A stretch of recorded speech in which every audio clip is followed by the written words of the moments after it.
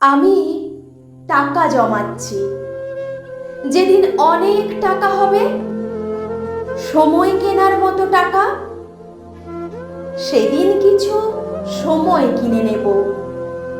যারা প্রতিদিন, প্রতি মাস, প্রতি বছরে বলে যায় খুব ব্যস্ত, একদম সময় পাই না, কাজের চাপে মনে থাকে না, তাদের সে কেনা সময় ধার দেব।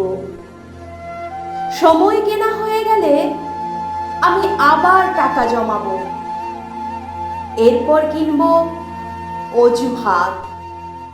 পৃথিবীর সমস্ত অজুহাত কিনে জমা করব। সময়ের অভাবে, অজুহাতের কারণে কেউ যেন আর প্রিয় মানুষদের ভুলে না যায়। তাই অফুরন্ত সময় আর শূন্য অজুহাতের এক পৃথিবী বানাবো। নমস্কার।